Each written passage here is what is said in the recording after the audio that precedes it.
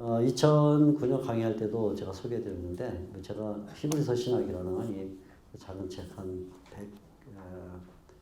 190쪽 되는 책을 학교 출판사에서 냈습니다. 좀 오래된 책을 다시 학교가 업데이트해서 냈기 때문에 이 책에 히브리서의 신학과 관련된 내용들은 대부분 다 들어있습니다. 그래서 본문 해석은 이제 오늘부터 여러 시간 하겠고 신학과 관련해서는 이 책에 주로 줄거리가 들어있기 때문에 여러분들이 하나씩 구입하셔서 참조하시면 되겠고요. 이번 히브리서 강의는 1장부터 13장까지를 전부 다 보는 그런 시간을 갖게 될 것입니다. 그러니까 좀 벅찬 시간이에요. 왜냐하면 알다시피 히브리서가 굉장히 어렵고 또 복잡한 성경이기 때문에 한 장을 이제 80분씩 두 번에 이제 소화를 해야 되는 형태이라 조금 바쁘기도 하고 또 소홀히 넘어가야 될 부분도 있고 이런 형편이 있다는 것은 이해를 해주시길 부탁드리고, 또 하나 제가 히브리서는 저한테도 굉장히 곤욕스러운 성경입니다. 성경 가운데 조금 이해가 잘 되는 성경이 있고 성경 가운데 이해가 안 되는 성경이 있는데 그 중에 하나가 히브리서죠. 오히려 요한계시록이나 이런 성경들은 이해가 더 잘 됩니다. 근데 히브리서는 이해가 잘 안 되는 성경 가운데 하나고 또 구약 성경을 잘 알아야만 해석이 가능한 그런 본문들도 많고 해서 좀 힘든 성경입니다.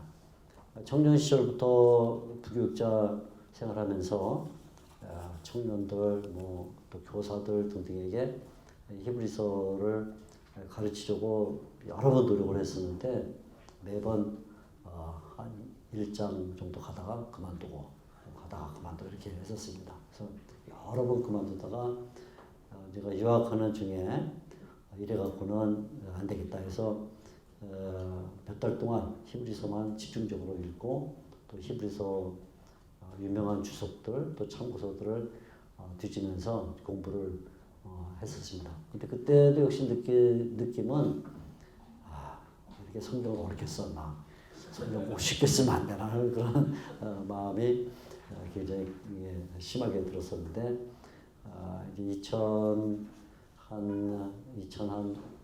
4년쯤 됐을 때 조금 이제 눈이 좀 열렸습니다. 히브리서에 히브리서가 이런 성경이나 이렇게 하고 여러분들에게 2009년에 이제 목회대학원 한번 강의를 했었는데 이번에 히브리서 다시 맡고 하겠다 생각하고 좀 바쁜 중에 이제 처음부터 끝까지 다시 읽으면서 쭉 보니까 괜히 맡았다 이런 생각이 또 들었어요. 그냥 좀 쉬운 성경을 할 걸 왜 고집을 부려갖고 녹화가 없으면 그것도 주님의 뜻으로 그냥 끝내야 되는데 그걸 보충하겠다고 했나 이런 생각이 들 정도로 좀 어려운 성경입니다. 그래서 간혹 가다 보면 이제 저도 모르는 얘기를 할 때가 있습니다. 그러면 저분이 구름을 타고 있구나 이렇게 생각하시면 되겠고요. 히브리서를 우리 목회자들이나 성도들이 오해하는 부분이 많습니다. 오해하는 부분, 잘못 읽는 거죠. 그러니까 잘못 읽는 부분, 또 오랫동안 잘못 가르쳐온 부분, 주석가들이나 성경 연구가들이 좀 더 깊게 봤으면, 정확하게 봤으면 그런 오류를 저지르지 않을 텐데 그냥 전통적으로 내려오는 생각을 답습하는 바람에 또 오해를 하는 법, 이런 다양한 그 오해 부분들이 있는 게 히브리서입니다. 그래서 이번에 히브리서를 하면서 때때로 조금 이런 부분은 이렇게 오해가 됐다, 또 이렇게 우리가 이해하는 게 좋겠다, 이런 말씀도 드리게 될 텐데 그때마다 여러분이 잘 숙지를 해주시면 좋겠고요. 히브리서가 지금 말씀드린 것처럼 어려운 성경이기 때문에 사실 여러분이 이제 공부하고 나서 목회 현장에서 가르치려고 할 때는 또 다시 어렵다 이렇게 생각이 들 거예요. 왜냐하면 강의 들을 때는 좀 이해가 되는 것 같았는데 막상 자기가 그 소화해서 가르치려고 하면 또 어렵다 이렇게 생각이 들 겁니다. 그래도 한번 도전해 보시도록, 그러면 조금 실수도 좀 있고 하겠지만 그래도 굉장히 좋은 결과를 얻겠다 이렇게 생각을 합니다.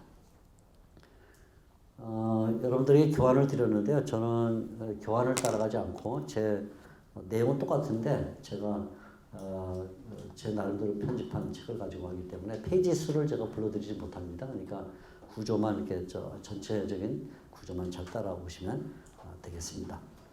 때때로 장절을 얘기할 테니까 장절을 참조하시고요. 또 꼭 성경을 가능하면 펴시고 되도록이면 히브리어나 헬라어를 안 쓰려고 노력을 할 겁니다만은 피치 못하게 써야 될 부분이 있을 때는 할 수 없이 씁니다. 그러니까 그 가운데 성경 원어에 익숙하지 않은 분들이 계시면 이해를 해주시길 부탁드리겠습니다. 왜냐하면 원어를 쓰지 않으면 해석이 안 되는 부분들이 가끔 있거든요. 그럴 때는 이제 제가 쓰도록 그렇게 하고 되도록이면 히브리어 헬라어를 사용 안 하는 쪽으로 제가 유도를 해 나가도록 그렇게 하겠습니다. 첫 페이지부터 이제 시작을 하겠는데요. 좀 읽으면서 그리고 또 보충 설명하면서 이런 식으로 제가 얘기를 드리도록 하겠습니다. 13장 22절 한번 성경 먼저 펴보시기 바랍니다.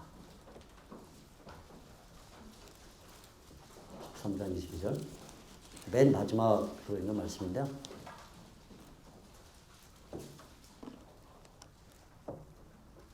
제가 읽어드릴게요. 13장 22절 마지막 단락에 나오는 말씀이 되겠습니다.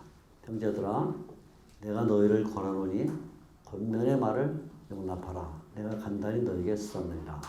우리 형제 디모데가 놓인 것을 너희가 알라. 그가 속히 오면 내가 그와 함께 가서 너희를 보리라. 그다음에 24, 25절은 인사말 마지막에 드렸는데 22절이 히브리서를 종료하면서 히브리서가 무슨 성경이냐 하는 것을 보여주는 용어가 거기 들어있죠. 형제들아 내가 너희를 권하노니 권면의 말을 용납하라. 지금까지 쭉 기록해온 이 내용이 권면의 말이다. 이거죠. 권면의 말. 두 가지 내용입니다. 하나는 권면이다. 그냥 가르치는 그래서 머리에 정보를 넣어주려는 아니면 지식을 축적시켜 주려는 게 아니라 이건 이 모든 내용이 다 권면이다. 그러니까 이 말에 벌써 히브리서의 실천적 성격이 들어있습니다. 단순히 교리를 가르치거나 아니면 지식이나 정보를 제공하는 게 아니라 신자들의 삶에 반드시 도움이 되도록 또 신자가 믿음을 가지고 갈 때 어떻게 가야 되냐는 것을 말해주려는 게 권면이다. 그러니까 실천적인 의미가 들어있죠. 그래서 히브리서 읽을 때는 교리적인 것도 많이 나오지만 꼭 이 권면이었다 하는 것을 이해하고 읽는 것이 좋겠다 하는 것이죠. 두 번째는 권면의 말이란 말은 사람들은 로고스라는 말인데 이 권면이 그냥 두서없이 횡설수설 막 한 말이 아니라 이 말에는 굉장히 조직적이고 또 신학이 들어있고 또 내용이 함유되어 있는 그런 권면이다. 그러니까 동네 들어가는 입구에 큰 비석에 잘 살자, 정직하게 살자 이런 권면이 아니라는 거죠. 그 어떤 굉장히 고도의 신학을 담고 있는 말씀, 권면이면서 동시에 말씀이다. 이제 두 가지 축이 이제 이 히브리서가 가지고 있는 전체 성격을 잘 보여주고 있다 이렇게 볼 수가 있겠습니다. 보통 학자들이 이 13장 22절 말씀을 중심으로 해서 히브리서는 초대교회의 설교였다 이렇게 정의를 내립니다. 우리가 설교했다는 것을 알 수 있는 몇 가지 증거를 앞으로 발견하겠지만 설교다. 설교인데 초대교회가 예배로 모였을 때 어떤 설교를 했겠느냐? 사실은 이런 예배 현장을 기록한 내용이 고린도전서나 몇 군데 이제 제외하고는 잘 나오지 않기 때문에 설교를 어떻게 진행했는지 알 수 없지만 아마 히브리서 정도의 이런 방식으로 설교를 하지 않았겠나 이렇게 생각을 합니다. 특징은 이제 구약 성경 본문을 하나 정해놓고 구약 성경 본문을 해설해 나가는 그런 방식이죠. 마치 오늘날 우리가 구약이나 신약에서 성경 본문을 빼놓고 그것을 이제 본문 삼아서 주의하고 또 그것을 설교로 해나가는 것과 똑같은 그런 방식이죠. 그러니까 히브리서도 그냥 설교가 아니라 그냥 권면, 정직하게 살아라 아니면 베풀며 살아라 뭐 이런 어떤 권면이 아니라 구약 성경이라는 분명한 본문에 바탕을 두고 그것을 해석해 줌으로써 나온 권면이다. 그러니까 이 히브리서가 벌써 맨 아래 바탕에는 성경 본문이 있고 그 위에는 이것을 해석하는 주해가 있고 그리고 주해한 것이 바로 권면의 말씀을 나가도록 하는 실천이 있고 그러니까 이런 세 가지 틀이 있단 말이에요. 맨 아래는 본문, 그 다음에 그 위에는 그것을 해석하는 주해, 그리고 그것으로부터 나온 권면 이 세 가지 단계가 히브리서를 이렇게 구성하고 있는 한 틀이라 이렇게 볼 수가 있겠습니다. 설교이기 때문에 외형적으로는 특정한 구조를 가지고 있다. 당연히 뭐 우리가 설교하는 것과 똑같아요. 뭐 설교라고 하면 여기 히브리서가 하는 설교나 아니면 뭐 우리가 하는 설교는 언제나 뭔가 서론, 본론, 결론 뭐 이런 게 있겠죠. 그러니까 히브리서도 당연히 어떤 구조를 가지고 있다. 이 구조를 잘 파악하는 것이 굉장히 중요합니다. 왜냐하면 구조 자체가 신학에서 나오는 거예요. 그냥 아무 생각 없이 구조를 이렇게 해놨는데 거기다가 내용을 담고 있는 게 아니라 그 내용을 담기 위해서 구조가 필요한 것이죠. 그러니까 병에 담았으면 병에 담아야 될 물건을 담는 것이고 캔에 담았으면 캔에 담아야 될 물건을 담는 거죠. 그러니까 내용물이 그 내용물을 담도록 한 용기를 결정하는 것입니다. 그러니까 내용물과 용기는 떨어져 있지 않다. 그러니까 내용물이 용기를 결정한다. 이 말은 내용이 구조를 결정한다. 이런 말이죠. 그래서 히브리서는 구조 자체가 이게 신학이다. 이렇게 볼 수가 있습니다. 그것은 원래 우리 설교자들도 마찬가지야. 내가 오늘 세대지로 설교하겠다. 그러면 세대지가 벌써 신학인 거예요. 오늘은 원포인트로 설교하겠다. 그러면 본문이 그렇게 요구하기 때문에 원포인트로 하는 거니까 그 자체가 벌써 신학이 되어지는 것이죠. 설교이기 때문에 외형적으로는 신학 구조를 가지고 있다. 동시에 내용으로는 분명한 신학을 전개한다. 그래서 서론적으로 제가 히브리서의 구조와 그리고 히브리서의 신학 요점을 먼저 말씀드리고 그리고 본문 해설로 들어가겠습니다. 먼저 히브리서의 구조를 보게 되면 히브리서는 신약 성경에서 구조를 파악하는데 좀 까다로운 성경이면 틀림없습니다. 왜냐면 마태복음이나 이런 성경들은 딱 이렇게 나눠져요. 딱 나눠집니다. 예수님의 뭐 갈릴리 사역, 유다 사역 뭐 이런 식으로 나눠지거나 아니 로마서 읽으면 로마서는 앞에 부분은 교리, 뒤에 부분은 신학, 생활 뭐 이렇게 아니면 에베소서 같은 경우는 정확하게 아주 틀을 가지고 교리를 말할 때도 삼일체론을 따라서 성부와 성자와 성령에 대한 이론을 전개하고 뭐 이런 아주 베드로 전서 역시 굉장히 좋은 구조를 갖고 있어서 그런 책들은 우선 떼놓은 당상입니다. 뭐냐면 구조를 알고 있으니까 접근하기가 쉬워요. 근데 히브리서는 엄격히 말하면 구조가 좀 어려운 그런 구조입니다. 히브리서를 읽다 보면 가장 결정적인 것은 히브리서의 구조를 이해시키는 어떤 문단 분류가 나온다는 것이죠. 문단 분류. 문단을 나눠주는 어떤 분류가 나오는데 그 문단 분류 가운데 가장 중요한 것은 히브리서 8장 1절에 나오는 말씀이 되겠습니다. 자, 같이 한번 보겠습니다. 히브리서 8장 1절.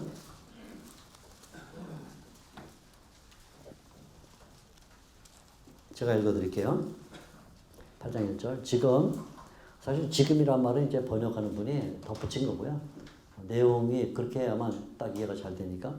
지금 우리가 하는 말의 요점은 이러한 대제사장이 우리에게 있다는 것이라. 설교라고 생각을 해보시면 설교자가 좀 이제 설교를 해나가고 있습니다. 내가 예수님이 뭐 하나님의 아들이셨다. 예수님이 뭐 사람의 아들이다. 이렇게 내가 설교를 하겠다고 본문을 잡고 설교를 하는데 5분쯤 지나면 성도들은 졸죠. 영락 없어요. 저도 뭐 설교한 5분만 지나면 벌써 성도들은 이제 무아지경으로 들어가서 주님은 따로 만나는 이런 사람들이 많으시죠. 그럼 이제 제가 설교하다가 5분쯤 지나면 기침 한번 하고 지금 원하고 그런 여러분 제가 지금까지 말한 내용은 이렇게 짚어줍니다. 그게 이제 뭐냐면 앞에 내용을 다 요점화시키는 것이죠. 중간쯤 지나다가 한 20분쯤 지나면 또 정신이 산만해지니까 또 짚어주죠. 여러분 제가 지금까지 무슨 말했죠? 하고 말하면 지금까지 무슨 말했죠? 그 말은 앞에 내용을 다 요약하겠다 이런 말이 되는 것처럼 이 8장 1절이 13장으로 구성되어 있는 히브리서의 한 절반쯤 지났을 부분에 이제 성도들이 많이 정신줄을 놓을 수 있는 이런 단계에 히브리서 읽다 보면 그 말이 그 말 같고 저 말이 저 말 같은 때쯤에 하는 말이죠. 지금 우리가 하는 말의 요점은 뭐냐? 지금까지 쭉 해온 말에 요점이 있다. 그 요점이 뭐냐면 우리에게 이러한 대제사장이 있다는 것이다. 이게 요점이 뭐냐면 우리에게 대제사장이 있다. 이겁니다. 대제사장이 있다. 그러면 이 내용이 어디서부터 시작했냐면 이 8장 1절로부터 거꾸로 뒤집어서 거꾸로 거슬러 올라가 보면 이 내용이 어디서부터 시작했냐면 4장 14절부터 시작됐습니다. 4장 14절 다시 한번 읽어볼게요. 4장 14절 그러므로 우리에게 큰 대제사장이 계시니 바로 그 말이죠. 그러므로 우리에게 큰 대제사장이 계시니 이 말 우리에게 대제사장이 있다. 이 말을 쭉 5장 6장 7장에 대제사장이 있다. 이야기를 쭉 해왔다는 거예요. 쭉 해오고는 8장 1절에 지금까지 우리가 한 말의 요점은 이러한 대제사장이 있다는 것이다. 그랬으니까 당연히 히브리서는 4장 14절부터 8장 1절 들어서기 전까지 그러니까 7장 28절이죠. 들어서까지 그러니까 한 단락으로 전체 요점이 뭐냐면 대제사장이 우리에게 있다. 그러니까 대제사장. 그런데 4장 14절이 우리에게 대제사장이 있다 이렇게 말하고 있는데 그 말 자체가 또 하나의 결론이었어요. 그러니까 4장 14절. 그래서 이렇게 시작하죠. 그러므로 이렇게 그러므로 앞에 아무 말도 없는데 그러므로 이런 사람은 없죠. 앞에 뭔가 말했기 때문에 그러므로가 있는데 그러므로라고 말한 이 앞에 부분이 결국은 하나의 단락이 돼서 1장, 2장, 3장, 4장, 13절까지가 하나의 단락이 된다. 뭐 두말할 것 없이 그렇게 되겠죠. 그래서 최소한 히브리서는 크게 보면 8장 1절을 중심으로 해서 4장 14절부터 8장 1절에 들어오기까지가 한 단락. 그 다음에 4장 14절 앞에 있는 단락이 한 단락. 이렇게 되고 8장 1절부터는 이제 얘기가 달라지겠죠. 요점을 다 말해줬으니까 새로운 얘기를 해서 8장 1절은 뭘 얘기하고 있냐 이렇게 말합니다. 대제사장이 있다. 그러니까 어쩌다는 말이냐 하면 다시 8장 1절 지금 우리가 하는 말의 요점은 이러한 대제사장이 우리에게 있다는 것이라. 근데 그가 뭐냐? 그분이 있다는 게 뭐 어떻단 말이냐? 그분이 하늘에서 지극히 크신 이의 보좌 우편에 앉으셨다. 앞에는 대제사장이 있다를 말하는데 힘을 들였으면 이제 8장 1절부터는 대제사장이 있다가 아니라 그분이 그러면 어디에 있느냐? 어디에서 뭘 하느냐 하는 것을 말하고 싶은 거죠. 어디에 있느냐 하면 그분은 보좌 우편에 있다. 보좌 우편, 네, 우편, 보좌 또 우편 이렇게 말하죠. 근데 보좌 우편이라고 말할 때 그게 뭘 말하느냐가 8장 2절에 설명이 돼요. 보좌 우편은 성소와 참 장막에서 섬기시는 이라. 그러니까 결국 8장 1절까지는 대제사장이 있다는 이 사실, 대제사장에 대하여 설명을 하고 8장 2절부터는 이 대제사장이 어디에서 일하냐면 성소, 하나님의 보좌 우편에 있다를 설명하고 싶어 한다. 8장 2절부터는 주로 하늘 성소에 대한 이야기에서 8장, 9장, 10장 중반까지 바로 이 하늘 성소 또는 은혜의 보좌에 대한 또 하나님의 보좌 우편 뭐 여러 가지 용어에 우편, 보좌, 성소, 장막에 대한 설명이 쭉 나가다가 10장 19절을 보게 되면 10장 19절 한번 보십시오. 또 하나의 그러므로가 나와요. 그러므로 형제들아 우리가 예수의 피를 힘입어 성소에 들어갈 담력을 얻었다. 그래서 이제는 또 하나의 주제가 뭐냐면 성소, 대제사장이 있고 그리고 그 대제사장은 성소에 들어가는데 그 성소가 있다는 것으로 그게 끝나면 안 되고 그 성소에 우리가 들어간다래. 우리도. 그죠? 우리가 들어가는데 들어갈 때 어떻게 들어가냐면 담대에 들어간다. 또는 다르게 말하면 담력을 얻었다. 담대에 들어간다. 그래서 10장 19절부터는 이번에는 주제가 우리가 담대히 성소에 들어간다 하는 주제로 바뀌는 거예요. 8장 1절까지는 대제사장이 있다. 그죠? 8장 1절부터는 그 대제사장은 성소에서 일하고 있다. 그 다음에 10장 19절부터는 그 성소에 우리도 들어간다. 우리가 들어가는데 담대에 들어간다. 담대함이라는 말을 쓰는데 이 담대함이라는 단어는 조금 내려가면 10장 35절에 또 한 번 나오는데 그러므로 너희 담대함을 버리지 말라. 자, 여기 지금 10장 19절에 나오는 담력이라는 단어와 10장 35절에 나오는 담대함이라는 단어는 사실은 헬라어는 같은 단어야. 바레지아라는 단어인데 번역하는 히브리서 번역하는 분들이 하나는 담력 이렇게 번역하고 하나는 담대함 이렇게 번역해서 번역본만 갖고 보면 다른 단어인 것처럼 보지만 같은 단어입니다.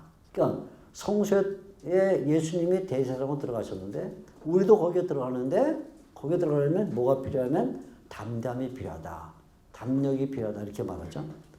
그런데 히브리서에 의하면 이 담대함이란 이건 사람이 용감성, 마음이 강한 것, 의지가 굳은 것 그런 의미의 담대함이 아니라 이 담대함은 그것이 바로 믿음이에요. 믿음. 그래서 10장 35절에 그러므로 너희 담대함을 버리지 말라 하고는 37절에 하박국서 2장을 인용을 하는 거죠. 그 담대함이 뭐냐면 38절 나의 의인은 믿음으로 말미암아 살리라 하고는 이 담대함은 다른 게 아니라 믿음이다. 그래서 담대함 곧 믿음 성소에 들어가게 하는 담대함 곧 믿음에 대한 설명이 11장 그 유명한 믿음의 장에 전개가 되고 12장까지 쭉 연결이 되는 것이죠. 그러니까 이제 우리가 히브리서 그러면 눈에 들어와야 될 그 중요한 구조는 히브리서 그러면 가장 먼저 떠올라야 될 구조는 뭐냐면 8장 1절이어야 돼요. 8장 1절. 지금까지 우리가 말한 것의 요점. 이 구절이 히브리서 그러면 히히 웃으면 안 돼요. 히브리서 그러면 가장 먼저 8장 1절이 떠올라야 된다. 이게 구조를 알게 하는 문단 분류 가운데 가장 중요하기 때문이다. 8장 1절로부터 거꾸로 올라가면 4장 14절이 생각나야 된다. 이런 거죠. 그러면 세 부분으로 나눠줬는데 1장부터 4장까지 그 다음에 4장에서 7장 끝까지 8장에서 마지막까지 8장을 또 분류시키면 8장에는 성소에 대한 이야기와 그 다음에 우리가 담대함을 나가는 믿음에 대한 이야기가 들어있다. 이렇게 이제 구조가 확인이 되어지는 것입니다. 이 구조를 알지 못하면 히브리서는 계속 혼란스러울 수밖에 없습니다. 그래서 어떤 주석가는 히브리서 주석에 거의 절반을 구조 파악한 데 썼어요. 구조를 파악하지 못하면 히브리서 한 단 한 단을 설명하는 것 자체가 의미가 없기 때문에 굉장히 많은 분량을 히브리서 구조를 파악하는데 쓴 그런 학자도 있는 것을 발견하게 됩니다. 그만큼 이제 어렵다 그 말이죠. 우리 쉽게 얘기를 했습니다. 8장 1절, 4장 14절, 그죠? 10장 19절 이렇게 세 구절을 이해를 하면 좋겠습니다. 자, 근데 이제 이렇게 히브리서를 읽고 나면 히브리서의 이 내용을 하나로 다 묶어놓은 요약 구절이 있습니다. 이 내용을 다 펼쳐놓으니까 히브리서인데 그걸 압축해 놓은 단락이 있습니다. 그게 어디냐면 바로 4장 14절에서 16절까지 가는데 이 4장 14절에서 16절에 지금까지 얘기한 내용의 중요 단어 4단어가 나오는 것을 발견하게 됩니다. 자, 4장 14절에서 16절 볼게요.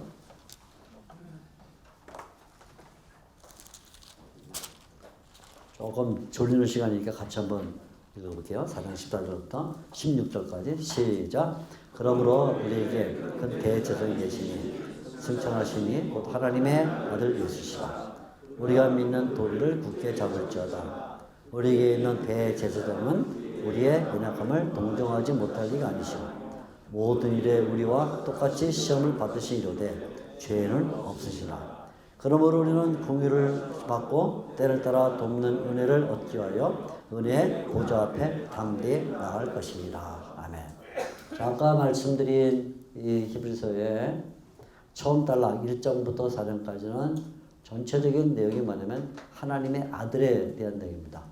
두 번째 단락은 대제사장에 대한 단락이고, 세 번째 단락은 보좌에 대한 내용이고, 네 번째 단락은 담대함인 단락인데, 바로 여기에 그 네 단어가 다 이제 들어있는 것이죠. 4장 14절, 먼저 우리에게 큰 대제사장이 계시다. 이 얘기가 5장, 6장, 7장에서 8장 1절로 마감된다. 대제사장이 있다. 두 번째는 주제가 하나님의 아들 예수시라. 하나님의 아들이라는 단어는 1장에서 4장까지 걸쳐있는 중요한 주제죠. 1, 2, 3, 4장. 그 다음에는 16절에 보면 끝에 돕는 은혜를 얻기 위하여 은혜의 보좌. 아까 8장 1절에 보좌 우편, 보좌라는 단어가 들어있고, 마지막에 10장 19절부터 담대함 또는 담력 이런 말을 쓰는데, 여기 담대히 나가자 할 때 역시 이번엔 또 부사로 이렇게 되는데, 같은 단어 파레시아라는 헬라가 똑같은 단어예요. 담대함으로 나가자. 그죠? 그러니까 히브리서가 크게 네 단락으로 나눠지는데 1, 2, 3, 4장이 하나님의 아들에 대하여, 5, 6, 7장이 대제사장에 대하여, 8, 9, 10장은 보좌 또는 오른편 또는 성소에 대하여, 10장부터 나머지 부분이 믿음, 담대함에 대한 이 네 가지 꼭지점으로 되어 있는데, 그 네 가지 단어를 한꺼번에 모아놓고 있는 구절이 4장 14절에서 16절이다. 그래서 히브리서는 어느 정도의 어떤 레토릭, 그러니까 수사학적 방식을 가지고 한 번은 묻고, 한 번은 풀고, 또 한 번은 문단분류로 구분지어 놓고, 뭐 이런 여러 가지 문학 장치를 사용하고 있는 이런 방식을 쓰고 있는 것이죠. 그래서 우리가 히브리서를 이해하려고 하면 반드시 이 네 단어와 또 네 가지 복합 구조를 먼저 이해하는 것이 좋다. 이렇게 말씀을 드리게 되는 것입니다. 이 구조를 이제 여러분 좀 가지고 계시고요. 이 파레시아라는 담대함이라는 단어는 히브리서 모두 4번이 나오는데, 항상 믿음과 관련되는 중요한 의미로 사용되는 걸 볼 수가 있습니다. 앞으로 또 말씀드리겠고요. 그러면 히브리서는 이런 구조 가운데 어떤 신학을 전개하려고 하는가? 신학 관련해서 많은 신학이 들어있지만 그 중에 이제 3가지 주로 말씀을 드리게 되겠는데, 첫째는 구속사라는 신학입니다. 구속사. 구속사라는 단어는 원래 뭐 초대교회나 중세교회 때 심지어 칼빈과 같은 종교교육자들도 사용하지 않던 용어죠. 구속사라는 단어는 사실은 19세기 중반에 독일의 엘랑겐이라는 도시에 유명한 호프만이라는 교수가 처음으로 이제 사용한 그 용어입니다. 하일스게시기테. 하일스게시기테. 독일 말입니다. 이제 영어로는 셀베이션 뭐 히스토리 이렇게 히스토리 이렇게 이제 번역을 하는데요. 구속사, 그래서 구속의 역사 이런 얘기가 되는데, 좀 굉장히 복잡한 이론이고 또 설명하려면 시간이 많이 드는 이론인데, 아무튼 구속사라는 말은 뭐냐면 세상에 역사가 있는데, 역사란 말은 예를 들어 누가복음 사도행전에 보면 아우구스도 황제로부터 시작해서 디베리우스 이렇게 쭉 나가죠. 그래서 글라우디오, 나중에 바울이 로마 입성했을 때 네로까지 이렇게 그 사이에 중간에 가이우스 갈리굴라라는 황제가 들어있지만 잠깐 4년밖에 통치를 안 했기 때문에 이제 빠지고 아우구스도, 디베리우스, 글라우디오, 네로 이렇게 4명의 황제가 나오는데 그건 이제 뭐 역사죠. 역사 이렇게 흐르는데, 그 역사를 하나의 도구로 사용해서 하나님께서 구원을 이루어가는 역사를 또 하나 거기다가 덧입히고 있다. 이런 생각이에요. 쉽게 말하면. 그래서 역사는 그저 하나님의 구원의 계획을 이뤄나가기 위해서 필요한 틀이지 그 자체가 의미가 없다. 그래서 어떤 때는 일어났다가 사라지고 일어났다가 사라지고 하는 그냥 도구일 뿐인데 그런 도구를 명멸 일어났다가 없어져 일어났다가 없어져 그런 명멸의 도구들을 통해서 하나님은 하나님의 구속의 역사를 끌어가신다. 그래서 마지막 종말 때까지 이게 이제 구속사의 말하자면 이제 요점이죠. 그래서 신약 성경, 구약 성경에 나타난 다양한 제국들의 그 흥망 성쇠의 과정을 통해서 하나님이 어떻게 하나님의 백성을 이끌어 가시고 교회가 전진되게 하며 또 복음이 세상에 퍼져나가게 하냐 뭐 이렇게 보여주는 구속사라 이렇게 말하는데 근데 그런 의미의 구속사예요. 구속사. 히브리서를 관통하고 있는 주제 가운데는 구속사라는 이 신학입니다. 이 구속사는 하나님의 경륜, 태초에 천지를 창조하실 때부터 종말까지 예수님이 다시 오는 때까지 일관되게 진행된다. 이게 히브리서가 보여주는 아주 중요한 생각이죠. 하나님의 경륜은 창조에서 종말까지 일관되게 진행된다. 일관되게. 그래서 이 일관되게 진행된다는 이 생각이 구속사의 시각에서 보면 옛 것과 새 것, old와 new죠. old와 new 사이에 상호 연관이 되어 있다. 옛날 것은 무의미하고 새 것이 좋다. 그런 생각은 없다. 옛 것과 새 것이 상호 연관되는 그런 어떤 역사 철학을 보여준다. 그런 말이죠.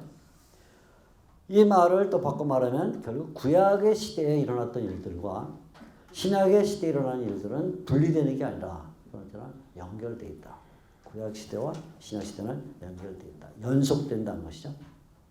그래서 하나님의 구속의 계획 속에서 옛 경륜과 새 경륜이 일치하기 때문에 여기서 계시의 통일성이 있다. 이렇게 말하죠. 그러니까 구속사라는 이 신학적 용어는 18세기 중엽에 비로소 그 용어로 정립이 돼서 사용됐지만 사실은 계시의 통일성, 구약과 신약의 경륜의 일치 이런 것들은 이미 종교개혁 시대 때 다 있죠. 특히 하일리시 블링거 어떤 신학자에게 잘 나타나고 그것이 이제 칼빈이나 등등 신학자들에게 반영이 되는데 계시의 통일성. 그 말하면 구속사라는 용어는 사용하지 않았지만 구속사 사상을 그들이 이미 다 내포하고 있었다 이렇게 볼 수 있겠죠. 그래서 이런 구속사의 통일을 보여주기 위해서 히브리서가 자주 사용하는 두 짝의 단어가 있는데 그게 뭐냐면 처음이라 하는 단어와 끝이라는 단어입니다. 처음, 끝. 이 단어를 히브리서가 짝으로 사용하기를 좋아해요. 조합시켜서 사용하기를 굉장히 좋아하는 그런 모습을 보게 됩니다. 아르케, 처음이라 할 때, 그다음에 끝 할 때는 텔로스, 맞죠? 아르케. 아르케가 말은 우리가 어떤 건물 보면 이렇게 지붕이 둥근 이렇게 뭐 아주 아치형으로 되어 있네 이렇게 말할 때 이제 그 말입니다. 아르케, 아치. 아치란 말은 뭐 둥근 것에 반드시 어떤 꼭지점이 있다. 꼭지점이 있다. 아치이죠. 아치는 시작점이 있다 이런 말인데 텔로스란 말은 우리가 텔레폰, 텔레그라프, 텔레그램, 저 끝까지 뭐 소리가 간다. 텔레폰. 그죠? 그림이 간다. 텔레비전 끝까지. 텔로스란 말은 끝이다. 이 두 단어는 꼭 기억을 해둬야 됩니다. 히브리서를 이해할 때 아주 중요한 단어입니다. 아르헤, 텔로스. 처음, 끝. 그리고 처음과 끝은 항상 연속되어 있다. 이게 이제 구속사적인 그런 사고 방식이죠. 특별히 구속사의 통일성은 계시 문제, 하나님의 계시, 구약 계시와 신약 계시의 연속성. 그다음에 제도, 구약 시대에 다양한 제도가 있었는데 성전, 성소와 관련된 제도죠. 성소와 관련된 제사장 직분, 성전 이런 제도들. 또 하나님의 약속과 율법, 언약, 또 율법 이런 것들. 그리고 구약에 있던 인물들, 다양한 인물들. 이제 히브리서를 보면 아주 중요하게 생각하는 인물이 예를 들어 모세, 또는 뭐 아론, 아브라함. 이제 11장에 들어가면 아브라함이 압도적으로 많은 그 지변을 할애받고 있죠. 이런 인물들이 다 어떤 연속성을 나타내는 그런 인물들이다. 이게 중요해요. 그러니까 세 가지 면에서 구속사의 통일성을 주장하는데 첫째는 계시의 통일성, 두 번째는 제도의 통일성, 세 번째는 인물에게 나타나는 또 통일성, 이런 것들이 다 중요한 내용으로 이제 보여진다 이런 말이죠.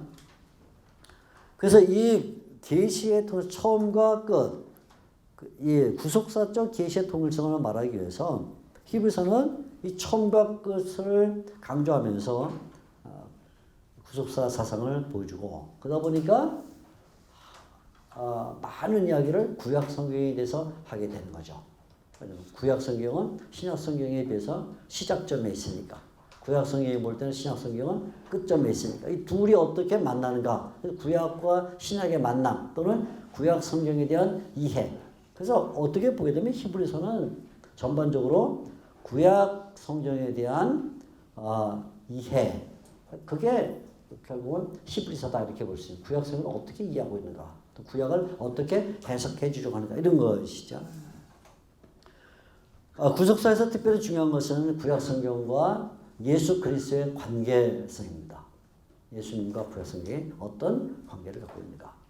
구속사의 연속이라는 사상 아래서 히브리서는 구약 성경을 토대로 예수님을 설명하는 거죠. 그러니까 구약 성경을 본문 삼아서 예수님을 설교하고 그것이 우리에게 어떻게 적용되느냐 것을 말하는 이런 방식이니까 결국 구약과 예수님이 연속성 가운데 있고 예수님과 우리가 연속성 가운데 있다. 이 내용이에요. 그러니까 이제 그래서 히브리서 읽다 보면 이제 우리라는 얘기가 여러 번 나오는데, 멀리는 구약 성경이 있고 구약 성경은 예수님에게 도달하고 예수님에 대한 이야기는 다시 우리가 받아들이는 세 단계, 아까 제가 처음에 얘기했죠. 구약을 본문 삼아서 주의하고 권면한다. 이 토대를 어떻게 연속되느냐, 이것을 이제 말하려는 것이 결국 히브리서다 이렇게 볼 수 있습니다.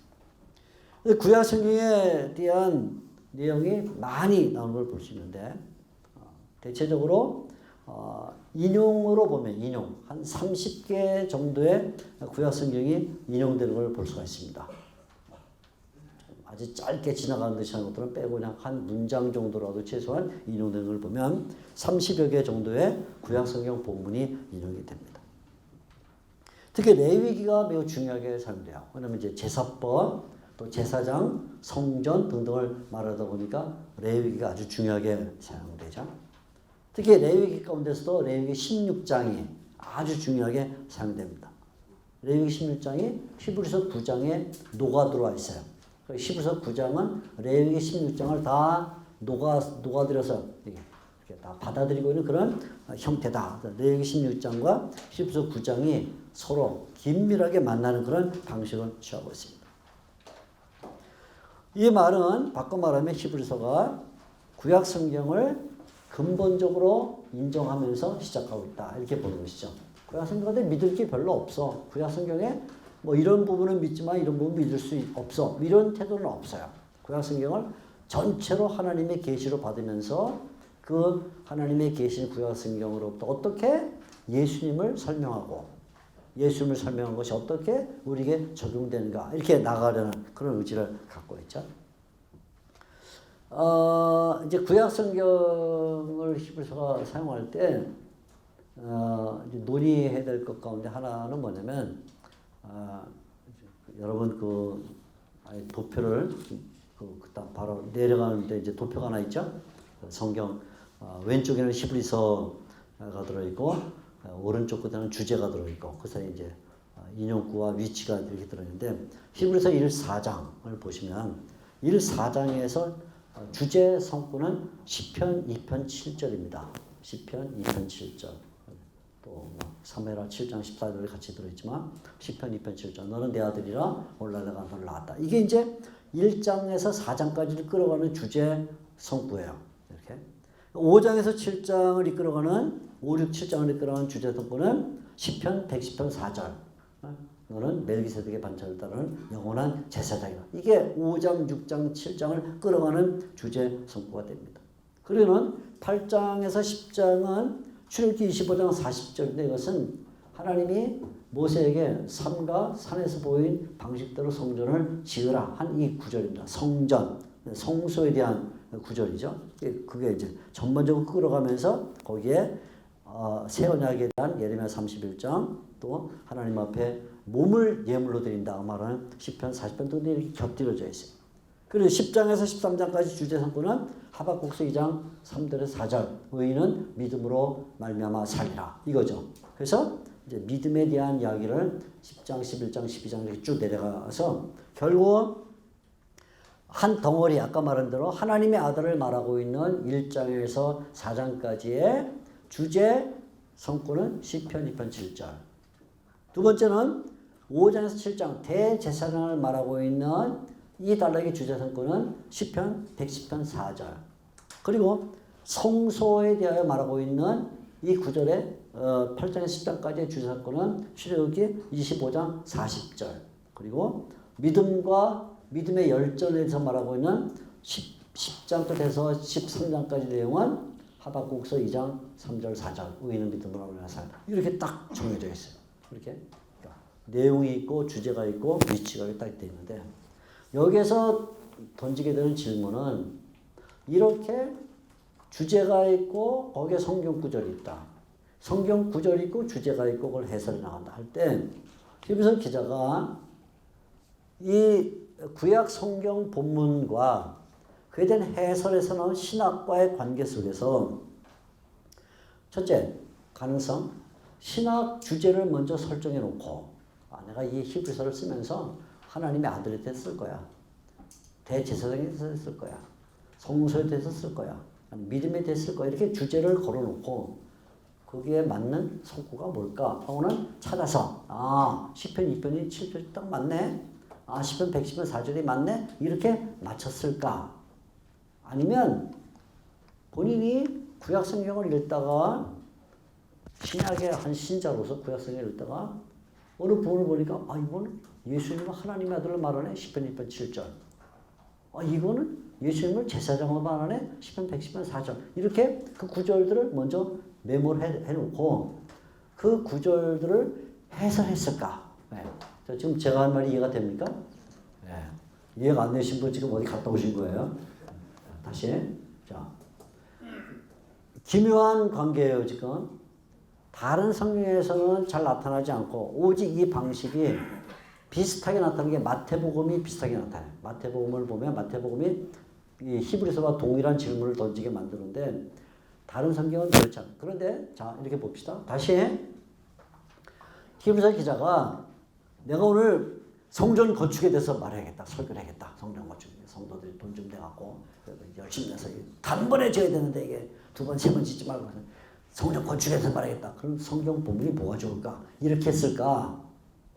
아니면 성경 읽다 보니까 수년에 부흥케 없어서 뭐 하박국서 읽으면서 성전 짓는 것이 성경 구절 크게 나오니까 그래 성전 죄지. 성경 구절이 있고 거기다가 성전 짓자 이렇게 모토를 달았을까?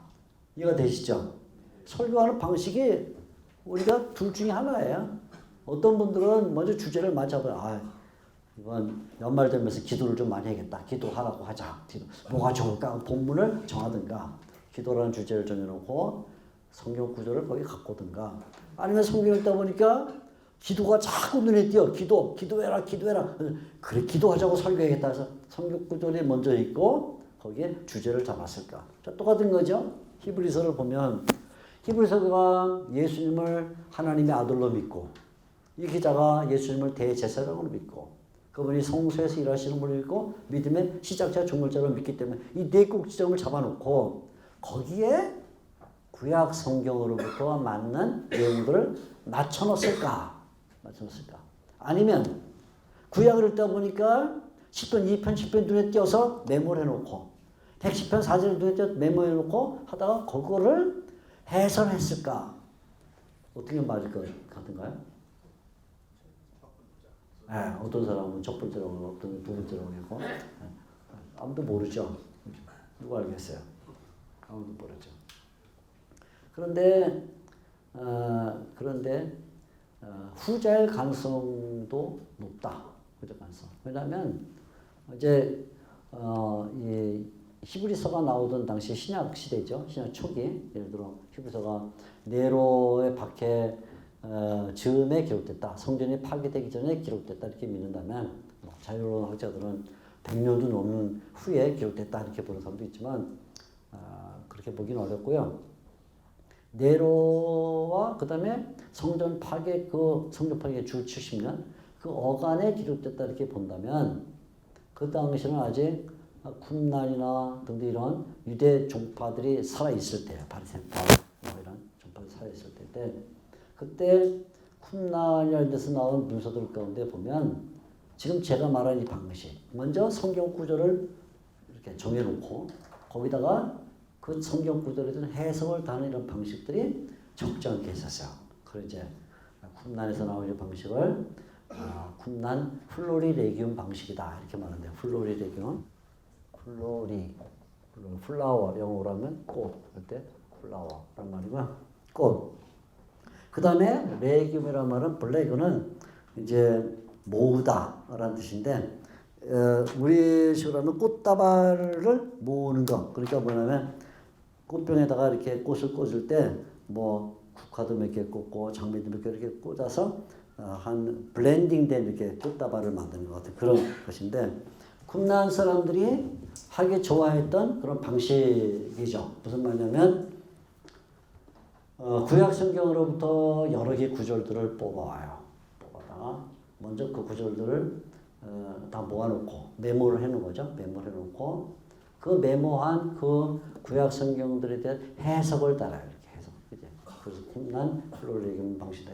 특별히 사호 동굴에서 나온 방식들인데 이제 이런 방식들이 상당히 유행하고 있었기 때문에 아마 히브리서도 먼저 구약 성경 10편 2편 7절 읽으면서 굉장히 인사이트를 받아서 10편 2편 7절을 메모해 놓고 또 10편 있다 보니까 다시 또 10편 110편 4절 또 인상적이어서 또 메모해 놓고 이렇게 해 놓고 나서 이 성경 구절을 해석을 했다. 그건 뭐냐면 본문 중심의 설교죠. 말하자면 본문 중심의 설교. 주제의 설교가 아니라 본문 중심의 설교를 했을 것이다. 이렇게 보는 게 히브리서를 이해하는데 당시의 상황이나 또 초대교회의 상황을 반영하는 것으로 볼 수 있다. 이런 말이 되겠습니다. 이제 두 번째를 이제 택할 필요가 있다는 말이죠. 그러다 보니까 히브리서는 이런 어떤 성경 모음에 대한 해석 방식이기 때문에 여러 가지 해석 방식들을 사용하지 않을 수 없는 그런 일들이 벌어지게 됐습니다. 여러 가지 해석 방식. 첫 번째는 미드라시 방식. 미드라시 방식이라는 말은 구약 성경 가운데 어떤 한 본문을 읽으면 그 본문 가운데 모든 내용을 해석하는 게 아니라 중요한 핵심 단어만 해석하는 거예요. 핵심 단어. 나중에 이제 3장 우리가 히브리서 3장 들어가면 말씀드리게 될 텐데 중심되는 단어만 하는 거예요. 나머지는 별로 관심이 없어요.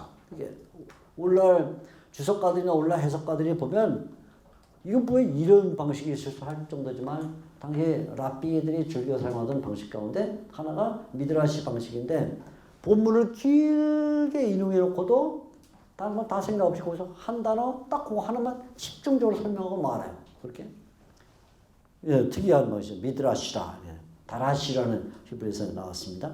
두 번째는 페쉐르 방식이다. 페쉐르 방식은 일종의 주석 방식인데 이 페쉐르 방식은 구약 성경의 한 본문을 보고는 그 본문의 배경하고는 아무 상관이 없어. 이 본문이 왜 나왔을까? 이 본문이 나왔을 때 이 본문을 쓴 사람은 어떤 상황에 이런 관심 없고 이 본문이 지금 나에게 뭐라고 말하고 있는가? 이 본문이 나에게 어떻게 적용되는가를 말하는 거야. 그러니까 시편 8편에 인자가 무엇이간데 이렇게 나오는 그 시를 이제 2장에 히브리 2장에 인용하는데 시편 기자가 그걸 썼을 때 어떤 고난 가운데 쓰느냐 어떤 뭐 쫓김 가운데서 이런 거 관심 없어요. 없고 인자가 무엇이간데 그걸 보고 바로 그건 예수님을 가리킨다. 그렇게 해석해 버리는 것이죠. 이제 페쉐르 방식인데 이것이 쿰난 안에서 하박국서를 해석하거나 유명한 쿰난 하박국서 페쉐르라는 방식들이 아주 유명하게 잘 알려져 있습니다. 그런 방식이죠. 또 하나는 멜기세덱을 해석할 때 모형론적으로 멜기세덱 그 누구를 가리키는 거냐? 예수님 가리킨다고 바로 그냥 멜기세덱이라는 인물과 예수님을 원형과 모형의 관계로 대비해버린 이런 방식이죠. 어떤 때는 어휘학적 방식. 그래서 한 단어에 들어있는 그 내용을 언어적으로 파고 들어가는 거야. 멜키세덱. 그러면 세덱이라는 말이 의라는 말이니까 멜키세덱은 의의 왕이다. 그냥 그 단어에서 해석을 해버리는 방식이죠. 랍비 방식 가운데 7개의 유명한 랍비 방식 가운데 하나가 이제 작은 것에서 큰 것으로 해석하는 방식인데, 이제 아미노리 아드마이우스 이렇게 말하는데요. 히브리어는 칼바 호멜 방식이라고 하는데, 뭐냐면 작은 것 갖고 큰 거래요. 무슨 얘기냐면 땅에 있는 일을 진노케 한다면 하늘에 있는 일을 진노하게 할 때 얼마나 큰 벌을 받겠느냐. 땅에 있는 일은 작은 거죠. 하늘에 있는 크죠. 작은 것을 이렇다면 큰 것은 어떻게 했냐 이렇게 이제 하는 이런 방식이 이제 하물며라는 말을 써서 좀 해석하는 이런 방식. 어떤 때는 짝구절. 안식을 말할 때 영원한 안식을 설명하기 위해서 창조 안식이라는 구절을 가져다가 짝으로 맞춰서 프로텍스트죠. 이렇게 일치시키는 이런 방식을 쓰거나, 어떤 때는 알레고리 해석. 알레고리 해석도 있어요. 제사장이 두 번째 휘장, 그러니까 성소와 지성소를 맡고 있는 그 휘장을 열고 들어갔다. 그건 뭐냐? 그건 예수님이 하늘 성소에 들어간 것이다. 완전 알레고리 해석이죠. 오늘날 목사님이 이렇게 했다가는 두들겨 맞죠. 히브리서는 괜찮지만 어디 그렇게 해석할 수 있냐. 예배당 문을 들어온 것이 천국을 들어온 것입니다. 이랬다가는 그건 카톨릭으로 들어가 버려요. 큰일 나요. 근데 히브리서는 아무런 거침없이 그렇게 해석을 하죠. 이런 방식들을 사용한다. 아니, 굉장히 특이해요. 히브리서의 해석 방식들을 보면 구약 성경을 해석할 때 그 시각이 우리하고는 많이 다른 것을 발견하게 된다. 흥미로운 것은 이 구약 성경의 이런 사용, 구약 성경의 사용이 히브리서의 구조에 절대적인 영향을 끼치고 있다는 거예요. 구약 성경을 사용한 것이 히브리서에 절대적인 영향을 끼친다. 다시 말하면 히브리서의 구조는 구약 성경 인용에 의해서 끌려가고 있어요. 구약 성경 인용이 결국 히브리서의 구조를 결정하는 이런 방식을 쓰고 있는 것이죠. 지금 막 봤던 우리 도표를 보게 되면 가운데 인용구가 있는데 시편 2편 7절, 그 다음에 시편 110편 4절, 출애굽기 25장 40절, 하박국 2장 3절 4절. 이게 뼈대를 이루고 있는 구절입니다. 이 뼈대를 이루는 구절이 결국 시편 2편 7절 해석하는 게 1, 4장이에요. 그 다음에 시편 110편 4절을 해석하는 게 5장에서 7장이에요. 시편 출애굽기 25장 40절 해석하는 게 그게 8장에서 10장. 하박국 2장 3절 4절이라는 그것이 10장에서 10장. 그러니까 결국은 구약 성경이 그 배열이 히브리서의 구조다. 이런 거죠. 그러니까 아주 그 정교한 이런 신학 패러다임에 의해서 히브리서를 끌어가는 이런 방식. 그것이 결국은 또 주제를 결정해 버리죠. 첫 달러 관계에서 하나님의 아들에 대하여. 두 번째는 대제사장. 세 번째는 성소와 성소를 섬기는 분. 또는 네 번째는 예수님 믿음의 시작자며 종결자다. 이렇게 말하는 이런 방식이다. 이런 말이죠. 자, 이 모든 구약 히브리서가 구약 성경을 집요하게 해설하는 목적은 그 자체가 예수 그리스도를 설명하는 데 있다 하는 것을 놓치면 안 되죠. 다 예수님을 설명하기 위해서.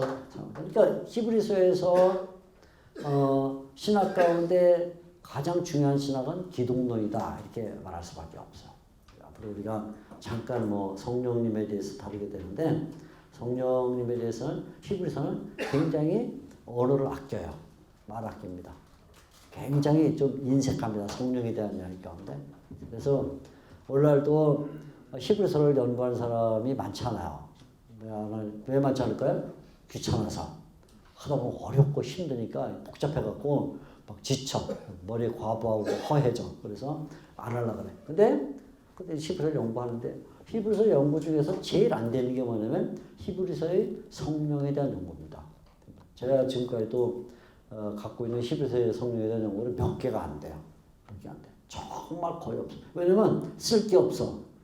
너무 내용이 없어서 쓸 게 없어.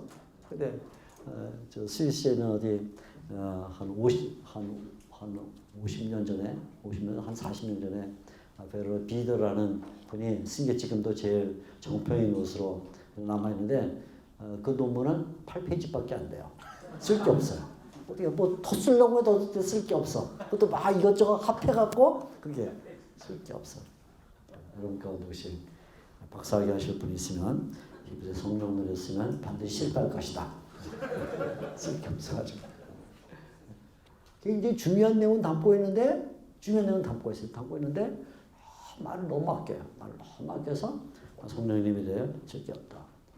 삼일체론이 이제 초반부터 나오기는 해요. 나오긴 해도 삼일체론도 상당히 좀 뒤로 물러가 있고 전면적으로 기독론에 초점을 맞춰 예수를 바라보자, 예수를 생각하자. 그걸 계속 이렇게 기독론에 초점을 맞추고 있습니다. 그러면서 구약 성경을 가져다가 집요하게 해설하는 설교라는 형태로 기독론을 전개해 나가고 있다. 그건 맞죠? 구약 성경을 본문으로 삼는 히브리서 설교는 구속사를 기독론에 적용시킨 것이다. 기독론과 구속사가 교묘하게 조합이 되어 있습니다. 그래서 그리스도를 이해하려면 그분이 갈릴리를 어떻게 걸어다니셨냐, 폭풍을 어떻게 진정시키셨냐, 병자를 고쳤냐, 복음서적 시각이 아니에요. 복음서적 시각은 주로 예수님의 행적을 따라가면서 기독론을 전개하는 거라면 히브리서에는 예수님의 행적을 따라가는 부분은 5장에 예수님이 마지막 대제사장의 기도, 눈물과 통곡으로 기도하셨다는 그 단락을 설명하는 것 외에는 거의 예수님의 행적에 대한 얘기는 없어요. 오히려 예수님을 설명하려고 할 때 예수님의 활동과 행적이 아니라 구약 성경이 뭐라고 말하냐를 하는 이런 방식이죠. 그러니까 구약 성경을 가지고 예수님을 설명하는 이런 구속사적인 그런 시각이다. 이렇게 볼 수가 있습니다. 특별히 히브리서가 예수님에 대해 설명할 때 다음과 같은 몇 가지 기독론의 토대를 두고 있다 하는 것입니다. 첫째는 예수님은 하나님의 아들이다. 하나님의 아들이다. 강조를 1장부터 4장까지 아주 집요하게 강조하고 그 이후에도 꾸준히 이제 산발적으로 나오긴 하지만 앞에 1장에서 4장까지 말했던 하나님의 아들이라는 기독론을 계속 반복해 나가서 13장에 이를 때까지 같은 이 톤으로 나가죠. 하나님의 아들이다. 하나님의 아들이라고 말할 때 가장 중요한 것은 예수님이 하나님 아버지와 본질적으로 동등한 분이다. 이거를 전제하고 있죠. 본질적으로 하나님 아버지와 동등하다. 이게 제일 중요한 거예요. 그죠? 그분의 신분이 뭐냐? 그분은 하나님 아버지와 동등한 분이다. 이렇게 말하죠. 그런데 이분이 하나님 아버지와 동등하기 때문에 사람을 하나님의 자녀로 만들 수 있다는 거죠. 하나님의 자녀로 만들 수 있다. 만일에 예수님이 하나님의 아들이 아니면 우리도 하나님의 자녀가 될 길이 없다는 거예요. 그러니까 하나님의 아들임을 강조하는 이유는 우리가 어떻게 하나님의 아들이 될 수 있느냐, 어떻게 우리가 하나님의 자녀가 될 수 있느냐. 그리고 3장에 보면 예수님이 하나님의 아들로서 하나님의 집을 맡은 자다 이렇게 말해요. 집, 하나님의 집은 우리다 이렇게 말하는데 하나님의 집을 맡았을 때 우리가 어떻게 하나님의 집에 들어갈 수 있느냐예요. 어떻게 우리가 하나님에 들어갈 수 있느냐. 예수님이 하나님의 아들이시기 때문에 그분의 쉽게 말해 그분의 초대로, 그분의 초청으로, 그분이 우리의 손을 잡고 하나님의 집으로 데려 들어갈 때만 우리가 들어간다. 그걸 말해요. 만약에 예수님이 하나님의 아들이 아니면 하나님의 집으로 우리를 끌어들일 수가 없다는 거예요. 그러니까 예수님은 하나님의 아들이셔야만 되는 이 신앙을 전개하는 것이죠. 그리고 하나님의 아들이시라는 점은 바로 우리가 하나님의 자녀가 될 수 있고 하나님의 자녀로 하나님의 집에 들어갈 수 있는 권세를 얻게 된다는 걸 말하고 싶은 것이죠. 신자가 하나님의 아들이신 예수님으로 말미암아 하나님의 자녀가 돼서 들어가는 집, 그게 바로 영원한 안식이다. 여호수아가 하나님의 백성을 가나안 땅에 데리고 들어가려고 했던 것처럼 하나님께서는 하나님의 아들을 우리를 영원한 안식으로 데려들어가는 유일한 분이다. 그래서 4장쯤 들어야 되면 구약의 여호수아를 일부 등장시키죠. 여호수아를 등장시키죠. 여호수아는 신약의 이름으로 하면, 신약의 표현으로 하면 그게 예수예요. 예수. 똑같아요. 여호수아는 구약의 예수. 히브리어로 이제 헬라어로 바꿨을 때 여호수아는 예수죠. 구약에도 예수가 있고 신약에도 예수가 있는데 구약에는 예수는 가나안 땅에 데리고 들어갔지만 그건 영원한 안식이 아니었다. 그 제한적이죠. 근데 신약의 예수는 우리를 하나님의 자녀를 영원한 안식으로 데려가기 때문에 그게 성공이다. 이렇게 말하는 거죠. 하나님의 아들이라는 기독론을 가장 먼저 강조하고 있다. 두 번째는 지금 말씀드린 것처럼 대제사장 기독론을 강조하죠. 대제사장. 예수님이 대제사장인 것은 멜기세덱의 반차를 따른다. 기묘한 신학이 나오죠. 어떻게 그분이 레위 지파가 아님에도 불구하고 유다 지파인데 어떻게 그분이 대제사장이 될 수 있느냐. 그 근거를 멜기세덱은 레위 지파가 아니다. 근데 제사장이었다. 그 말은 결국 예수님이 유다 지파라 할지라도 레위 지파가 아니라 할지라도 제사장이 될 수 있는 가능성은 이미 멜기세덱 때 다 열려있다. 이렇게 돌아가는 것이죠. 그러면서 대제사장이기 때문에 대제사장이 조건, 대제사장으로서 해야 될 조건은 첫째, 반드시 성소가 있어야 된다. 성소를 말하게 되고 또 하나는 대제사장이 성소에서 해드리는 제물을 드리는데 피의 제물이죠. 피가 필요하다. 그래서 피를 말하게 되는. 그래서 이 대제사장론을 말할 때는 속죄의 문제, 죄의 속죄를 말하면서 대제사장과 3종 세트예요. 제사장을 말하면 꼭 반드시 떠올라야 될 게 제사장, 성소, 제물입니다. 3종 세트. 이게 없으면 제사가 성립이 안 돼. 구약의 제사는 반드시 구약의 제사가 성립되려면 제사장이 있어야 되고 제사를 드리는 장소가 있어야 되고 제사를 드리는 물건이 있어야 된다. 3종 세트죠. 그것이 있어야만 대속이 가능하다. 그래서 대제사장을 말할 때 나오는 중요한 내용은 도속죄, 속죄라는 개념입니다. 이렇게 나오죠. 세 번째는 예수님이 성소의 예배자라는 거예요. 이제 8장 1절에 우리가 읽었던 내용인데 여러분 한번 다시 가보겠습니다. 8장 1절 2절 보면 우리가 지금 하는 말의 요점은 이러한 대제사장이 우리에게 있다는 것이라. 대제사장이 있다. 대제사장이 있다는 것만 가는데 그 대제사장이 어디에 있느냐 중요하기 때문에 그러나 하늘에서 지극히 크신 이의 보좌 우편에 앉혔으니 그게 뭐냐? 성소와 참 장막인데 성소와 참 장막에서 뭐하는 분이야? 그분이 섬기는 이라. 우리말은 이제 섬기는 이렇게 번역했지만 정확하게 말하면 예배자다. 제사를 드리는 분이다. 이런 말입니다. 레이트로스란 말인데 섬기는 성소에서 제사를 집행하는 이예요. 성소에서 제사를 집행하는 이. 그러니까 제사장이신 예수님을 말하면 떠올라야 될 것이 뭐냐면 성소에서 그냥 앉아있는 분이 아니라 성소에서 예배 행위를 하는 분이다. 그죠? 그래서 예배 제사장으로 섬기기 위해서는 반드시 성소가 필요하고 그리고 예배자들이 예배를 드리기 위한 조건이 뭐냐면 언약의 갱신이 필요해요. 언약의 갱신. 그래서 예레미야 31장을 갖고 들어와서 언약의 갱신을 말하죠. 그러니까 죄를 갖고는 제사를 드릴 수가 없어서 언약의 갱신이 필요해. 언약의 갱신을 말하고 그리고 언약의 갱신됐다 할지라도 예배를 드리려면 반드시 법도가 필요하기 때문에 율법을 얘기를 해요. 율법. 그리고 예물을 드려야만 되기 때문에 피의 제사, 피를 이제 말하게 되는 거죠. 이게 바로 이제 세 번째 단락에서 성소와 관련된 그 내용을 들어가는 그런 내용이라고 볼 수 있습니다. 그리고 마지막에 히브리서는 예수님 말할 때 믿음의 시작자와 종결자다. 앞에 11장에 믿음의 열전을 쭉 말하지만 결국 이 믿음의 시작과 종결을 누가 하냐는 예수님이다. 그래서 유명한 12장 2절 같이 한번 보시죠. 12장 2절.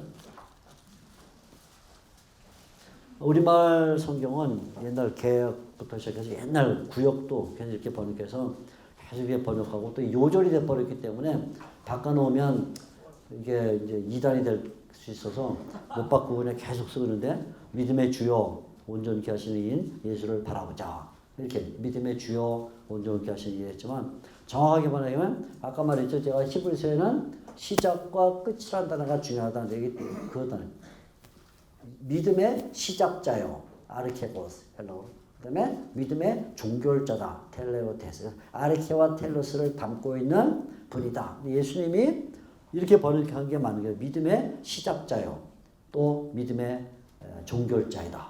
그분을 바라보자. 히브리서 11장에 아벨로부터 시작해서 문명의 신자까지 많은 신자가 있지만 실제로 믿음을 시작한 아벨이 아니다. 그 앞에 예수님이 벌써 있고 믿음을 종교로 하는 건 문명의 신자가 아니라 예수님이다. 믿음의 시작자, 종결자에서 이 내용을 가지고 우리 신자들이 어떻게 믿음의 삶을 살릴 것이냐 하는 것이 12장, 13장에 걸쳐서 믿음의 삶에 대한 얘기가 이렇게 들어있죠. 그러니까 히브리서는 구속사와 구약 성경 해석이라는 방식을 따라서 예수님을 설명하는 기독론이 됩니다. 기독론 가운데 하나님의 아들 기독론, 대제사장 기독론, 성소의 예배자, 그리고 믿음의 시작자, 종결자 것을 놓치면 안 된다. 이런 점들을 기억을 하면 되겠습니다. 자, 잠깐 휴식하기 전에 하나만 더 말씀을 금방 드리고 휴식하겠는데요.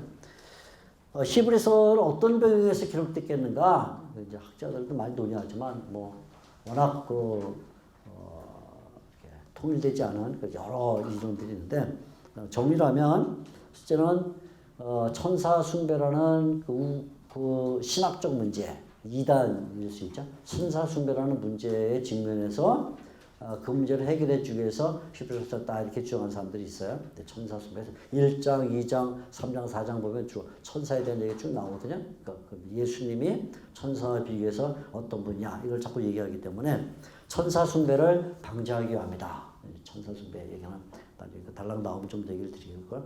두 번째 어떤 분들은 아니다. 이게 신자들이 기독교가 시작된 후에 시간이 지나면서 점점 세속화되고 있어서 세속화. 그래서 세속화를 방지하기 위해서 예수님을 바라보자 이렇게 말한다. 이런 주장하는 분들이 있어요. 2장 1절 등등 보면 흘러떠내랄까 주의하라 뭐 이러거나 아니면 10장 39절에 뒤로 물러가면 내가 그를 기뻐하지 아니라 이런 흘러떠내려간다. 뒤로 물러간다 이런 표현들은 세속화 현상을 나타내기 때문에 기독교가 세속화되는 것을 방지하기 위한 그런 내용을 담고 있다 이렇게 보거나 어떤 분들은 박해와 고난이 심각해져서 이 박해와 고난을 이겨나가기 위한 하나의 방책으로 히브리서를 기록했다 이렇게 보는 거죠. 특별히 10장 32절이나 등등 보면 고난의 큰 싸움 뭐 이런 표현들이 있는데 이제 박해 앞에서 어떻게 이걸 이길 것이냐 이런 의미로 히브리서를 썼다 이렇게 말하면 되고 마지막으로 배교 신자들 가운데 상당수가 배교 하나님의 아들을 짓밟거나 하나님의 아들을 다시 욕되게 하는 그런 일을 하기 때문에 이 배교와 관련된 이 문제를 해결하기 위해서 히브리서를 기록했다 이렇게 보는 분들도 있습니다. 근데 다 이게 히브리서에 들어있는 내용이에요. 그러니까 아마 이 전반적인 것들이 다 큰 덩어리로 배경을 이루고 있다 이렇게 보면 나쁘지 않을 것 같습니다.